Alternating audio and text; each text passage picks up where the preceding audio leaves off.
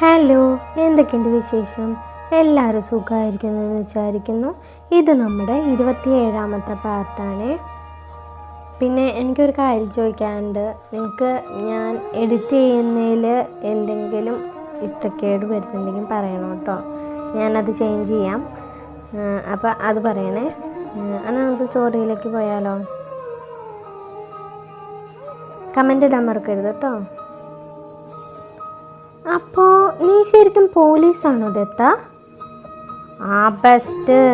ഇത്ര പറഞ്ഞിട്ടും നീ ആ ജോലിയിൽ തന്നെ പിടിച്ചിരിക്കുകയാണോ? അതിനുശേഷം ഞാൻ പറഞ്ഞ ഒന്നും നീ കേട്ടില്ലേ? ദത്തൻ അവളുടെ തലയിലൊന്ന് കൊട്ടിക്കൊണ്ട് ചോദിച്ചു. ഞാൻ ചോദിച്ചതിന് ഉത്തരം താ. പോലീസായിരുന്നു, ഇപ്പം അല്ല. അപ്പോൾ ഇനി നിനക്ക് ജോലി കയറാൻ പറ്റില്ലേ?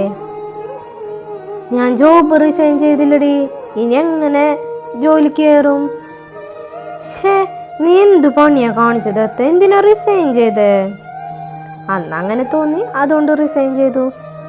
അത് കേട്ടും പറഞ്ഞ മുകളിലേക്ക് നോക്കിക്കിടന്ന് എന്തൊക്കെയോ ആലോചിച്ച് പെറുപെറുക്കുന്നുണ്ട്. പൊട്ടി. ഞാൻ പറഞ്ഞു വിശ്വസിച്ചു എന്ന് തോന്നുന്നു. അത്രയും കഷ്ടപ്പെട്ടിട്ടാണ് ആ ജോലി ഞാൻ വാങ്ങിയത്.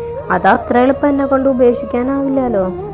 അവൻ മനസ്സിൽ ഓരോന്ന് ആലോചിച്ച് കണ്ണടച്ച് കിടന്നു. ദത്ത, ദത്ത, എന്താന്ന് വെച്ചാ പറഞ്ഞു തോലക്ക് പുല്ലേ. ഞാൻ ഉണ്ടല്ലോ, നിന്റെ കൂടെ വന്നപ്പോ ഉണ്ടല്ലോ, ആദ്യമൊക്കെ നല്ല സങ്കടമായിരുന്നു. അവിടെ മാമനും അഭിയേട്ടനും പ്രശ്നക്കാരാണെങ്കിലും ഞാനും അമ്മച്ചേച്ചിയും അമ്മായിയുള്ള ലോകം നല്ല സന്തോഷമായിരുന്നു. അവിടുന്ന് നമ്മുടെ വീട്ടിലേക്ക് എത്തിയപ്പോൾ ആകെ ഒരു ഒറ്റപ്പെടല്. നീ രാവിലെ പോയ രാത്രി വരൂ, ഞാൻ ആ വീട്ടിൽ ഒറ്റയ്ക്ക്. ഞാൻ കുറേ കരഞ്ഞിട്ടുണ്ട്. അപ്പോൾ നിന്റെ അവസ്ഥ എന്തായിരിക്കും? അത്രയും ആളുകളുള്ള തറവാട്ടിൽ നിന്ന് ചെറുപ്പം മുതലുള്ള സുഖ സൗകര്യങ്ങളെല്ലാം ഉപേക്ഷിച്ച് ഇവിടെ ഈ നാട്ടിൽ ഒറ്റയ്ക്ക് വന്ന് നിൽക്കുമ്പോൾ നീ എത്ര സങ്കടപ്പെട്ടിട്ടുണ്ടാവും? പറഞ്ഞത് ദത്തൻ്റെ നെഞ്ചിലേക്ക് തലവെച്ച് കിടന്നു. ദത്തൻ അവളുടെ മുടിയേഴുകളെ പതിയെ തലോടിക്കൊണ്ടിരുന്നു. അവൻ പോലും അറിയാതെ കൺകോണിലൂടെ ഒരു തുണി കണ്ണുനീർ ഒഴുകിയിറങ്ങി. ദത്ത, നീ ഉറങ്ങിയോ? കുറേ നേരം കഴിഞ്ഞ് പറഞ്ഞ ബെഡിൽ എണീറ്റിരുന്നുകൊണ്ട് ചോദിച്ചു. ഇല്ല. നീ എന്ത് ഇത്ര നേരമായിട്ട് ഉറങ്ങിയില്ലേ? എനിക്ക് ഉറക്കം വരുന്നില്ലടാ. നമുക്ക് നമ്മുടെ വീട്ടിലേക്ക് പോയാലോ? എനിക്ക് അവിടെയാ ഇഷ്ടം. എനിക്ക് വട്ടാണോടി, ഈ നട്ടപ്പാതിരക്കാണ് പോകുന്നത്. അതിനിപ്പോൾ എന്താ? നമ്മൾ നമ്മുടെ വീട്ടിലേക്കല്ലേ പോണേ, വല്ലവരുടെ വീട്ടിലേക്കൊന്നല്ലല്ലോ. ദത്ത, പോവാം. പറഞ്ഞ ദത്തൻ്റെ കൈ പിടിച്ച് വലിച്ചുകൊണ്ട് പറഞ്ഞു. എനിക്കൊന്നും വയ്യ. അത് പറഞ്ഞ ദത്തൻ തിരിഞ്ഞു കിടന്നു. ദത്ത പ്ലീസ്. അവൾ അവന് സമാധാനം കൊടുക്കാതെ വിളിച്ചുകൊണ്ടിരുന്നു. ഈ കുരുട്ടിനെ കൊണ്ട് ഞാൻ തോറ്റു. അവൻ ചെറിയ നീരസത്തോടെ ബെഡിൽ നിന്ന് എണീറ്റു. രാത്രി ആയതിനാൽ ചന്തുവിൻ്റെ അമ്മ പലതവണ പോകുന്നുണ്ട് എന്ന് പറഞ്ഞെങ്കിലും വർണ്ണയുടെ വാശി കാരണം അവർ പോകാൻ തീരുമാനിച്ചു. റോഡിലേക്കാണ് വണ്ടി നിർത്തിയിരിക്കുന്നത്. അതുവരെ അവർ നടന്നു. ദത്തൻ ബുള്ളറ്റ് സ്റ്റാർട്ട് ചെയ്തും വർണ്ണ അവൻ്റെ പിന്നിലായി കയറി അവൻ്റെ വയറിലൂടെ ചുറ്റിപ്പിടിച്ച് പുറത്ത് തല ചാരി വെച്ച് കിടന്നു. അല്ല ദത്ത, നീ അവരുടെ കൂടെയല്ലേ ഇവിടെ നിന്നിറങ്ങിയത്? പിന്നെ പെട്ടെന്ന് എവിടേക്കാ നീ പോയേ? വണ്ടിയുടെ ബ്രേക്കിന് എന്തോ ഒരു കംപ്ലൈൻറ്റ്. അത് വർക്ക്ഷോപ്പിലൊന്ന് കാണിക്കാൻ പോയതാ. അത്രയും ദൂരം പോവേണ്ടതല്ലേ, അതുകൊണ്ട് ബ്രേക്കില്ലാതെ വണ്ടിയായാൽ ശരിയാവില്ലല്ലോ. അതിന് നീ എങ്ങോട്ടാ പോകുന്നേ? നീ പറഞ്ഞ നിനക്ക് ഓർമ്മയില്ലേ? നീയല്ല അവരോട് പറഞ്ഞത് ദത്തൻ്റെ ഇഷ്ടം എന്താണോ അതുപോലെ ചെയ്തോളാൻ. പിന്നെന്തിനെങ്ങനെ ഒരു ചോദ്യം? ഞാൻ നാളെ നാട്ടിലേക്ക് പോവും. അപ്പൊ നീ പോവാൻ ഉറപ്പിച്ചോ? ഞാനിവിടെ എന്തിനാ ഒറ്റയ്ക്ക് നിൽക്കണേ? എൻ്റെ എല്ലാവരും അവിടെ തറവാട്ടിലല്ലേ. അപ്പൊ അവർ ചെയ്തതെല്ലാം നീ മറന്നിട്ട് തിരിച്ചു പോവാണോ? തെറ്റു പറ്റാത്ത മനുഷ്യരില്ലല്ലോ. എല്ലാം മറക്കാനും പൊറുക്കാനും അല്ലേ ദൈവം മനുഷ്യന് മറവി എന്ന ഒന്ന് തന്നിരിക്കണേ. പിന്നെ എന്നെ കാത്ത് പാർവതി 4-5 കൊല്ലായില്ലേ കാത്തിരിക്കണോ? എന്തിനാ വെറുതെ അവളെ സങ്കടപ്പെടുത്തണേ? വരണൊന്ന് മൂടി. നാളെ പോയാ ഇനി ഞാൻ ഇവിടേക്ക് തിരിച്ചു വരാൻ ചാൻസ് കുറവാണ്. അതുകൊണ്ട് എല്ലാവരും ഒന്ന് ജസ്റ്റ് പോയി കാണണം. ജിത്തുവിനെ ഡിസ്ചാർജ് ചെയ്തു, അതുകൊണ്ട് അവനെ വീട്ടിൽ പോയി കണ്ടു. പിന്നെ ഇവിടത്തെ ഫ്രണ്ട്സിനെ, അനുവിനെ, വേണിയെ, ചന്തുവിൻ്റെ അമ്മയെ, ചന്തുവിനെ, പിന്നെ നിന്നെ. നാളെ എപ്പോഴാ പോകുന്നത്? ഒന്നില്ലെങ്കിൽ നാളെ രാത്രി, അല്ലെങ്കിൽ മറ്റന്നാൾ വെളുപ്പിന്.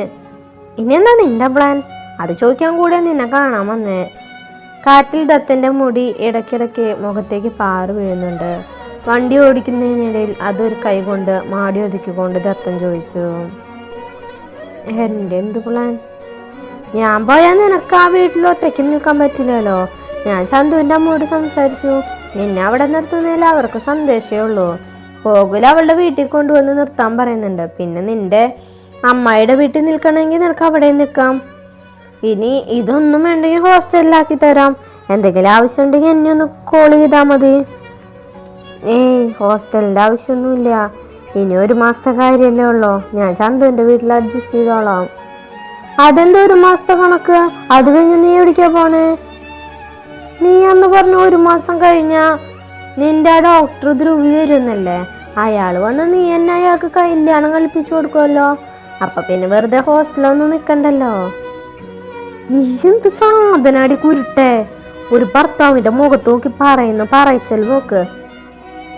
ഓ പിന്നെ നിനക്ക് പാർവതിയെ കെട്ടാമെങ്കിൽ എനിക്ക് ഡോക്ടറെയും കെട്ടാം. അവൾ അവന്റെ മുഖത്ത് തല വെച്ച് കണ്ണടച്ച് കിടന്നു. പിന്നീട് കുറച്ചു നേരം അവർക്കിടയിൽ ഒരു മൗനം താളം കെട്ടി നിന്നു. ദത്തന്റെ മേൽ നിന്നും വർണ്ണയുടെ കൈ അഴയാൻ തുടങ്ങിയതും ദത്തൻ വണ്ടി ഒരു സൈഡിലേക്ക് ഒതുക്കി. കുഞ്ഞെ ഡീ, ദത്തൻ അവളെ തട്ടി വിളിച്ചു. അവൾ ഉറക്കത്തിലൊന്ന് ഞെരുങ്ങി. ഇത്രയും ഉറക്കം വരുന്നുണ്ടെങ്കിൽ നിനക്ക് അവിടെ തന്നെ കിടന്നുറങ്ങേണ്ട കാര്യമല്ലേ ഉള്ളൂ. എന്തിനാ വീട്ടിൽ പോകാൻ നിർബന്ധം പിടിച്ചേ? ദത്തൻ ദേഷ്യത്തിൽ ചോദിച്ചു. നീ വണ്ടി എടുക്ക് ദത്ത, എനിക്ക് ഉറക്കം വന്നിട്ട് വയ്യ, വേഗം പോ പറഞ്ഞ ഉറക്കത്തിൽ തന്നെ പറഞ്ഞു. വണ്ടി പോകുമ്പോ ഇങ്ങനെ കിടന്ന് ഉറങ്ങല്ലേ കുഞ്ഞ, റോഡിൽ വീഴില്ലേ? സാരല്ല, ഞാൻ നിന്നെങ്ങനെ മുറുക്ക കെട്ടിപ്പിടിച്ചിരുന്നോളാം. അവൾ അവന്റെ വയറിലേക്ക് പിടിച്ച് മുറുക്കിക്കൊണ്ട് പറഞ്ഞു. മുറുക്ക പിടിച്ചിരിക്കണേടി, താഴെ വീഴില്ലല്ലോ അവൻ പരിമാണത്തോടെ പറഞ്ഞു. ഇല്ല ദത്ത. ദത്തൻ വണ്ടി മുന്നോട്ടെടുത്തു. വിട്ടേക്കല്ലേ കുഞ്ഞെ, പിടിച്ചിരുന്നോട്ടാ. വീടെത്തുന്നതിന് മുമ്പ് 1000 വട്ടമെങ്കിലും ദത്തൻ പറഞ്ഞിട്ടുണ്ടാവും. വണ്ടി മുറ്റത്തെത്തിയതും വർണ്ണ ഇറങ്ങി സ്റ്റെപ്പിൽ തൂണിൽ ചാരി ഇരുന്ന് ഉറങ്ങാൻ തുടങ്ങി. ഇങ്ങനെ ഒരു ഉറക്കപ്രാന്തി. ദത്തൻ വാതിൽ തുറന്നു. വർണ്ണയെ താങ്ങി പിടിച്ച് ബെഡിൽ കിടത്തി. വാതിലടച്ചതും ദത്തൻ അവന്റെ അരികിലായി വന്ന് കിടന്നു. എന്നെക്കുറിച്ച് അറിയുമ്പോൾ, എൻ്റെ ജീവിതത്തെക്കുറിച്ച് അറിയുമ്പോൾ നിനക്ക് എന്നോടുള്ള സ്നേഹം കുറയുമെന്നാണ് ഞാൻ കരുതിയത്. നിന്നേക്കാൾ മുമ്പ് ഞാൻ പാർവതിയെ പ്രണയിച്ചിട്ടുണ്ടെന്നറിയുമ്പോൾ നീ എന്നെ വെറുക്കുമെന്ന് കരുതി. പക്ഷേ നീ എനിക്ക് ഒരു അത്ഭുതമാണ് വേണേ. ദേവുട്ടിയെ, നമ്മൾ തമ്മിൽ 1 മാസത്തെ പരിചയം പോലും ഇല്ല. എന്നിട്ട് നീ എങ്ങനെ എന്നെ ഇത്ര മനസ്സിലാക്കുന്നു? എൻ്റെ ജീവിതത്തിൽ മറ്റാരും എന്നെ ഇത്രത്തോളം മനസ്സിലാക്കിയിട്ടുണ്ടാവില്ല. ദത്തൻ അവളെ തന്നിലേക്ക് ചേർത്ത് പിടിച്ച് കിടത്തി എപ്പോഴും ഉറങ്ങിപ്പോയി. രാവിലെ എണീക്കുമ്പോൾ വർണ്ണ അവൾ ദത്തൻ്റെ വയറിന് മീതെ തല വെച്ചാണ് കിടന്നിരുന്നത്. ജനലിലൂടെ സൂര്യ വെളിച്ചം മുഖത്തേക്ക് അടിക്കാൻ തുടങ്ങിയത് അവൾ എണീറ്റ് ജനൽ അടച്ചു. ശേഷം ദത്തൻ്റെ അരികിലായി വന്ന് അവൻ്റെ കഴുത്തിലേക്ക് മുഖം ചേർത്ത് കിടന്നു. വർണ്ണയുടെ ചൂട് നിശ്വാസം കഴുത്തിൽ തട്ടിയതും ദത്തൻ കണ്ണു തുറന്നു. അവൻ പതിയെ അവളെ നെഞ്ചിൽ നിന്നും ബെഡിലേക്ക് എടുത്ത് കിടത്താൻ നിന്നും വർണ്ണ ഒന്നുകൂടെ അവൻ്റെ മേലേക്ക് കയറി കിടന്ന് അവനെ ചുറ്റിപ്പിടിച്ചു. കുറച്ചു നേരം കൂടെ ദത്ത, അവൾ ഉറക്കത്തിൽ പറഞ്ഞു. ദത്തൻ തൻ്റെ മേലെ കിടക്കുന്ന വർണ്ണയെ ഒരു കൈകൾ കൊണ്ട് തന്നിലേക്ക് ചുറ്റിപ്പിടിച്ച് അവളുടെ പുറത്തേക്ക് തട്ടിക്കൊടുത്തു. വർണ്ണ ഉറങ്ങിയെന്ന് മനസ്സിലായതും ദത്തൻ അവളെ എടുത്ത് ബെഡിലേക്ക് കിടത്തി. നെറുകയിലൊന്ന് തലോടിയ ശേഷം ബെഡിൽ നിന്ന് എണീറ്റ് നോക്കി. സമയം 11:30 കഴിഞ്ഞിരിക്കുന്നു. ദത്തൻ ചെന്ന് കുളിച്ച് ഫ്രഷായി വരുമ്പോഴേക്കും വർണ്ണ നല്ല ഉറക്കത്തിൽ തന്നെയായിരുന്നു. ഡി എണീറ്റ്, സമയം ഉച്ചയായി. ദത്തൻ അവളെ തട്ടി വിളിച്ചു. കുറച്ചു നേരം കൂടെ. ഇല്ല, പറ്റില്ല, ഇപ്പൊ തന്നെ സമയം ഒരുപാടായി, എണീറ്റ്. ദത്തൻ അവളെ പുതപ്പ് വലിച്ചു മാറ്റിക്കൊണ്ട് പറഞ്ഞു. വർണ്ണ മടിയോടെ ബെഡിൽ നിന്ന് എണീറ്റ് ചുമരി ചാരിയിരുന്നു. ഇതെന്ത് കോലാടി? പാരി പറഞ്ഞ അവളുടെ മുടിയും ഉറക്കം തൂങ്ങിയ ഇരിപ്പും കണ്ട് ദത്തൻ ചോദിച്ചു. വർണ്ണ അത് മൈൻഡ് ചെയ്യാതെ വീണ്ടും ബെഡിലേക്ക് കിടക്കാൻ നിന്നതും ദത്തൻ അവളുടെ കാല് പിടിച്ചു വലിച്ചു. അയ്യോ ദത്ത, വേണ്ട, ഞാൻ അവൾ അലറാൻ തുടങ്ങിയതും ദത്തൻ അവളെ എടുത്ത് ബെഡിലിരുത്തി. പാരി പറഞ്ഞ അവളുടെ മുടിയെല്ലാം ഒന്നായി നെറുകയിൽ വെച്ച് കെട്ടിക്കൊടുത്തു. നീ എവിടേക്കാ പോകുന്നേ? ദത്തന്റെ വേഷം കണ്ട് അവൾ ചോദിച്ചു. ഒരു ചെറിയ ഷോപ്പിങ്, നാട്ടിൽ പോവല്ലേ, അപ്പൊ കുറച്ച് സാധനങ്ങൾ വാങ്ങിക്കണം. എന്ത് ഷോപ്പിങ്ങാ? എനിക്ക് വേണ്ട കുറച്ച് ഡ്രസ്സും മറ്റു സാധനങ്ങളും. നീ വരുന്നുണ്ടോ കൂടെ? കൂടെയൊക്കെ വരാം, പക്ഷെ എനിക്കും ഡ്രസ്സ് എടുത്ത് തരണം. തരാം. ആ, 1 or 2 ഡ്രസ്സല്ല, 6 എണ്ണെങ്കിലും വേണം. ശരി, വാങ്ങിത്തരാം. കണ്ണാടിയിൽ നോക്കി മുടി ചീകി ദത്തൻ പറഞ്ഞു. പിന്നെ ഈ സീരിയൽ നായികമാരെ പോലെ അയ്യോ ഈ ഡ്രസ്സിനൊക്കെ ഒരുപാട് വിലയാണല്ലോ, എൻ്റെ ഏട്ടന് ബുദ്ധിമുട്ടിക്കാൻ വയ്യ, വില കുറവുള്ള ഡ്രസ്സ് മാത്രമേ ഞാൻ എടുക്കൂ എന്ന് നീ പറയില്ല. എനിക്ക് ഡ്രസ്സ് ഇഷ്ടമായി ഞാൻ എടുക്കും, വിലയൊന്നും ഞാൻ നോക്കില്ല. ഇവിടെ ഇന്ന് ഞാൻ നിന്ന് വാചകം അടിക്കാതെ പോയി കുളിച്ച് വല്ലതും കഴിച്ചിട്ട് വരുന്നുണ്ട് ഈ വാടി. ദത്തൻ അലറിയതും വർണ്ണ ബെഡിൽ നിന്ന് ചാടി ഇറങ്ങി പുറത്തേക്ക് നടന്നു. ദത്താ, വാതിൽക്ക് എത്തിയതും വർണ്ണ വിളിച്ചു. എന്താടി? ഭക്ഷണം കഴിക്കുന്നതും കൂടെ വരുന്നതും ഓക്കെ, പക്ഷെ കുളി അത് വേണ ഡി. അവൻ കയ്യിലുള്ള ചീർപ്പ് അവൾക്ക് നേരെ എറിഞ്ഞതും വർണ്ണ അത് ക്യാച്ച് ചെയ്തു. വെറുതെ അല്ലടാ നിന്നെ ആ പാർവതി തേച്ചൊട്ടിച്ചത്, നിനക്ക് അങ്ങനെ തന്നെ വേണം. നിന്റെ ഈ കാട്ടുമാക്കാൻ സ്വഭാവം കാണിക്കുമ്പോ അവൾ നിന്നെ ചതിച്ചില്ലെങ്കിൽ അത്ഭുതമുള്ളൂ. വർണ്ണ ക്യാച്ച് ചെയ്ത ചീർപ്പ് അവന് തന്നെ എറിഞ്ഞു കൊടുത്തുകൊണ്ട് അടുക്കളയിലേക്ക് ഓടി. ദത്തൻ ചിരിയോടെ ഫോണും എടുത്ത് ബെഡിൽ വന്നിരുന്നു. സമയം കുറെ ആയിട്ടും വർണ്ണ കുളിച്ചു വരാത്തതിനാൽ ദത്തൻ മുറ്റത്തേക്ക് ഇറങ്ങി. പക്ഷേ അവളെ എവിടെയും കാണാനില്ല. അവൻ നേരെ അടുക്കള ഭാഗത്തേക്ക് ചെന്നു. വർണ്ണ അടുക്കളപ്പുറത്തെ സ്റ്റെപ്പിലിരുന്ന് വിരിച്ചിറങ്ങിയ കോഴിക്കുഞ്ഞുങ്ങൾക്ക് അരിയിട്ട് കൊടുക്കുമായിരുന്നു. ഇതെന്താ, ഒരു കോഴി മറ്റൊരു കോഴിക്ക് അരിയിട്ട് കൊടുക്കുന്നോ? ദത്തൻ കള്ളച്ചിരിയോടെ അവളുടെ അടുത്ത് വന്നിരുന്നു. കോഴി നിന്റെ മറ്റവള് പാർവതി. അവൾ അവനെ തുറച്ചു നോക്കി പറഞ്ഞു. ദത്തൻ അവളുടെ ചെവി പിടിച്ച് തിരിച്ചു. അയ്യോ വീട്ടിൽ ദത്ത, ഞാൻ വെറുതെ പറഞ്ഞത്, ഇനി പറയില്ല. അവൾ കരഞ്ഞുകൊണ്ട് പറഞ്ഞു. അങ്ങനെ എൻ്റെ കുട്ടി വഴിക്കുക. അല്ല, ഇതാരുടെ കോഴിയാ? സ്മിത ചേച്ചിയുടെയാ. ഇതുവഴി വന്നപ്പോ ഞാൻ കുറച്ച് അരിയിട്ട് കൊടുത്തതാ. ദത്തൻ്റെ മേൽ ചാരി ഇരുന്നുകൊണ്ട് അവൾ പറഞ്ഞു. ഇടിന്നറി, നീ ഇത്ര നേരമായിട്ട് കുളിച്ചില്ലേ? ഇല്ല, ഞാൻ എണീക്കുമ്പോ തന്നെ ഉച്ചയായില്ലേ, അതുകൊണ്ട് പല്ല് തേച്ചിട്ട് ഞാൻ ചോറുണ്ടു. വിശന്നാ ഞാനല്ലാതാവും അതാ. പിന്നെ ഞാൻ കുളിക്കാന്ന് കരുതിയതാ.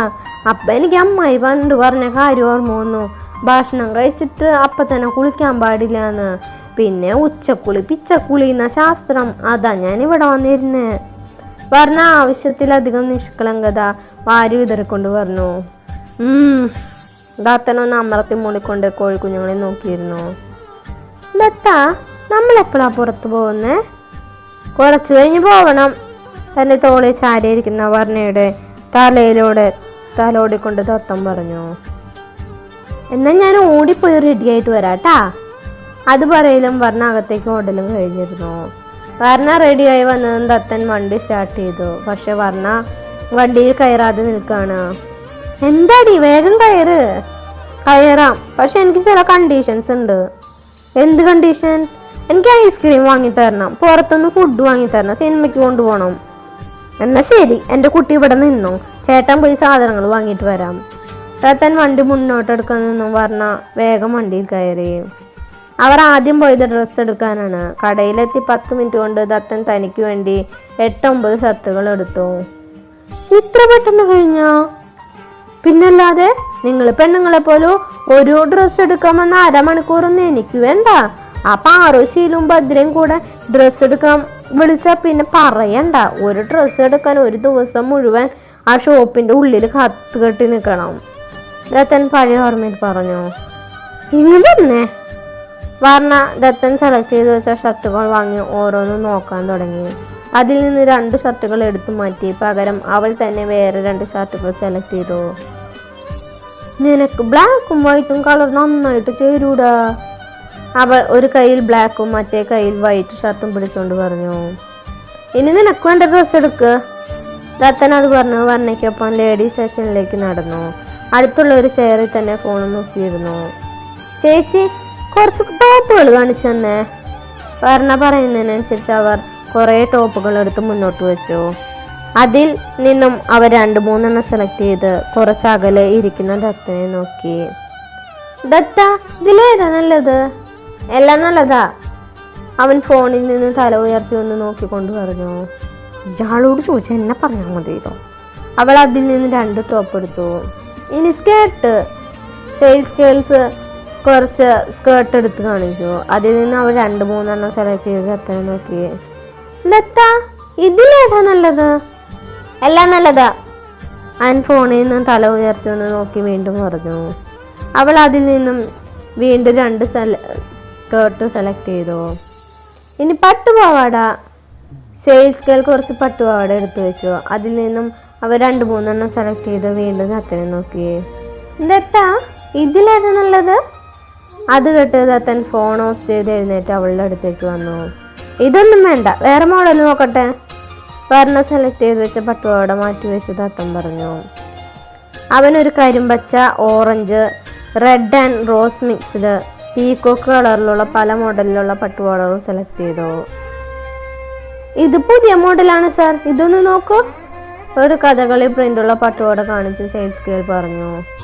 ഈ സൈസ് ഇവൾക്ക് കറക്റ്റ് ആവില്ല, ഇതിൻ്റെ ചെറിയ സൈസ് മതി. അവൻ പറയുന്നതനുസരിച്ച് അതേ മോഡൽ ചെറിയ ഡ്രസ്സ് എടുത്തു വെച്ചു. എനിക്കിഷ്ടമുള്ള ഡ്രസ്സ് സെലക്ട് ചെയ്യാൻ വിളിച്ചപ്പോൾ വരാൻ വയ്യ, എനിക്ക് ഇഷ്ടമില്ലാത്ത ഡ്രസ്സ് എടുത്തു വെച്ചപ്പോൾ അത് സെലക്ട് ചെയ്യാൻ വന്നിരിക്കുന്നു. അവൾ മുഖം വീർപ്പിച്ചുകൊണ്ട് പറഞ്ഞു. എനിക്ക് അങ്ങനെ ഡ്രസ്സിൻ്റെ സെലക്ഷനൊന്നും അറിയത്തില്ലടി. തറവാട്ടിൽ എല്ലാവരും സാരിയും പട്ടുപാവാടയും ധാവണിയൊക്കെയാണ്. ഇനി വേറെ എന്തെങ്കിലും വേണോ മേഡം? ധാവണി, സാരി അങ്ങനെ എന്തെങ്കിലും? വേണ്ട. അത് കേട്ടൻ ദത്തൻ പറഞ്ഞു. എനിക്ക് ധാവണി വേണം ദത്ത. വേണ്ട, ധാവണിയും സാരിയും ഒഴികെ നിനക്ക് വേറെ എന്ത് വേണമെങ്കിലും വാങ്ങിയിട്ട് വായോ. അത് പറഞ്ഞ് ദത്തൻ വീണ്ടും ചേറി വന്നിരുന്നു. ദത്ത, എനിക്ക് നൈറ്റ് വെയർ വേണം. അവൻ്റെ അടുത്ത് വന്ന് തോളി തോണ്ടിക്കൊണ്ട് പറഞ്ഞു. വാങ്ങിച്ചോ. ഇപ്പം തന്നെ ഒരുപാട് ബില്ലായിട്ടുണ്ടാവും. താരല്ല, എടുത്തോ. അവസാനം ബില്ല് പേ ചെയ്യുമ്പോൾ പൈസ തികഞ്ഞില്ലെങ്കിൽ ഇവർ സെയിൽസ് ഗേൾസ് ആയിട്ട് എന്നെ ഇവിടെ പിടിച്ചു നിർത്തും. ടോപ്പുകളൊക്കെ ഓക്കെ, പക്ഷെ സാരി ഒന്നും എനിക്ക് മടക്കി വയ്ക്കാൻ അറിയില്ല കേട്ടാ. അത് സാരല്ല, ഇവിടെ ഷോപ്പ് അടിച്ചു വരെ തുടയ്ക്കാനും സ്റ്റാഫിന് ചായ വാങ്ങി കൊടുക്കാനും നിന്നാൽ മതി. പിന്നെ എനിക്കൊന്നും പറ്റില്ല. വേഗം പോയി വേണ്ടത് എടുത്തിട്ട് വാടി, നിന്ന് കിണുങ്ങാണ്ട്. അത് കേട്ടതും പറഞ്ഞ ഡ്രസ്സ് എടുക്കാൻ പോയി. കൂടിയാണ് അവൾ സെലക്ട് ചെയ്തത്. തലവഴി തൊപ്പി പോലെ വരുന്നിടത്ത് അനിമൽസിൻ്റെ ഷേപ്പ് വരുന്നതാണ്. മുയലിൻ്റെ ചെവി പോലെ വരുന്നതും പാണ്ടയുടെയും പഗ്ഗിൻ്റെയും ഡ്രസ്സാണ് അവൾ സെലക്ട് ചെയ്തത്. ഡ്രസ്സുകൾ ബില്ലിങ്ങിനായി കൊടുത്ത് അവൾ ദത്തൻ്റെ അരികിലേക്ക് പോയി. ബില്ല് പേ ചെയ്ത് അവൾ നേരെ മൂവിക്ക് പോയി. അവർ ഭക്ഷണം കഴിച്ച് പുറത്തുനിന്നും തിരികെ പോകുമ്പോഴേക്കും നേരെ ഇരുട്ടിയിരുന്നു. ദത്ത, അവൻ്റെ പുറത്ത് തലവെച്ച് കിടന്നുകൊണ്ട് അവൾ വിളിച്ചു. എന്താടാ? ഞാനൊരാഗ്രഹം പറഞ്ഞ സാധിച്ചു തരുമോ? എന്താ നിൻ്റെ ആഗ്രഹം? അത് പറ.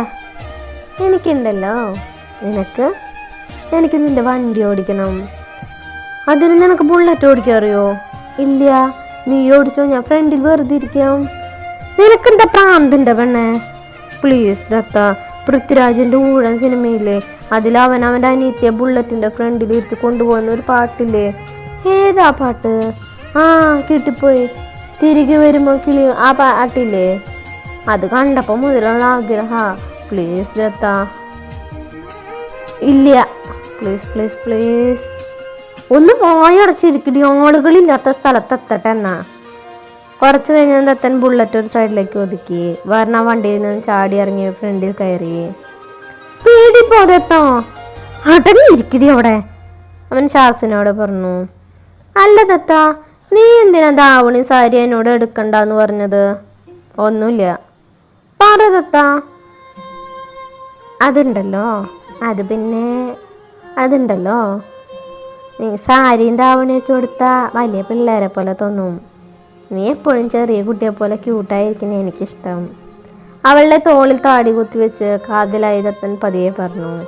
അവൻ്റെ മറുപടി കേട്ട് പറഞ്ഞ അത്ഭുതത്തോടെ അവനെ നോക്കി. ദത്തൻ്റെ ഭാഗത്തുനിന്ന് ആദ്യമായാണ് അങ്ങനെ ഒരു സംസാരം പറഞ്ഞ കേൾക്കുന്നത്. പക്ഷേ ദത്തൻ ആവുന്ന ശ്രദ്ധിക്കാതെ വണ്ടി ഓടിക്കുന്നത് ശ്രദ്ധിച്ചു. അപ്പോൾ നല്ലൊരു പാർട്ടായിട്ട് നാളെ കാണാം. നിങ്ങൾ സ്റ്റോറിക്ക് കമൻ്റ് ഇടാൻ മറക്കരുത് കേട്ടോ. ഇത് നാളെയല്ല, അടുത്ത പാർട്ടിയിൽ കാണാം കേട്ടോ. 9 മണിക്ക് പാർട്ട് പോസ്റ്റ് ചെയ്യാവേ. Bye, thank U.